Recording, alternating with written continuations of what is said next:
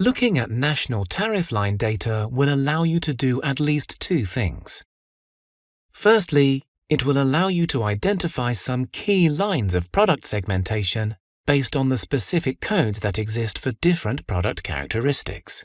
For instance, the HS6 code 09011100 in Bhutan, Fiji, Lebanon, and Burundi is described as coffee, whether or not roasted or decaffeinated, coffee husks and skins, coffee substitutes containing coffee in any proportion, coffee not roasted, not decaffeinated. While in Iran there is some differentiation, including whether it is packaged for retail use or not. In the European Union, there is no differentiation at all. You can check the level of differentiation by yourself. Go to the Home and Search page and choose the Advanced Search. Then enter one or more keywords, for example, coffee, and select at national tariff line level.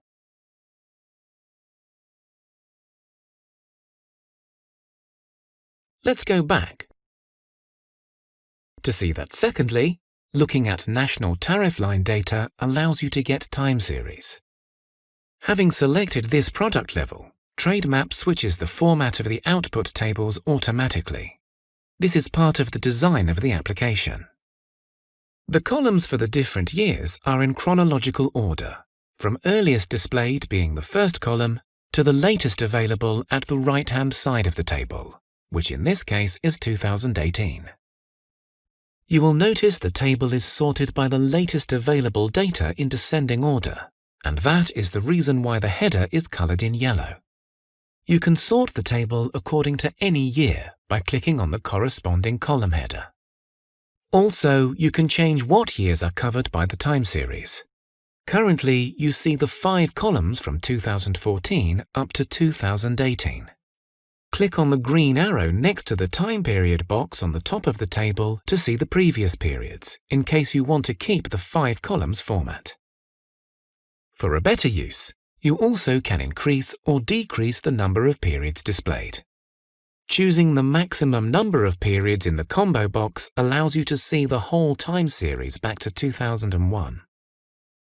With this data, you can examine in more detail market growth, appearance of new competitors, decline in some suppliers, etc.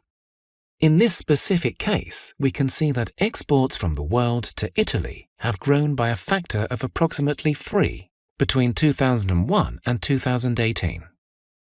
The growth was positive in almost every year until 2008. Since then, the imported value has increased only half of the time. It is interesting to see how Vietnam and Uganda have multiplied substantially their exports for coffee over the last 18 years, at a faster pace comparing to other key players like Brazil and India. We may also wish to examine the appearance of seasonality in Italy's imports. You can do this by changing the period from annual to quarterly or monthly time series, and hence explore whether there is a repeating pattern of imports concentrating on specific months or quarters of the year. To do so, you need to click on the second combo box in the Other Criteria section of the navigation bar. Let's select Quarterly Time Series. By looking at the time series, you can analyze different dimensions of the market and the product. Specifically, you can identify quarterly or monthly seasonality. For instance, although there are not significant variations in this table, we can see that for each year between 2015 and 2017, the second quarter appeared to have more imports than the rest of the quarters. You can further refine this analysis by looking at monthly time series, which allows you to identify more in detail seasonality patterns. This data shows us that, at least in 2018, the imported value has a peak every other month. August and December are the months with the lowest amount of imported value. This might be related to the general business activity during summer and Christmas time in Italy.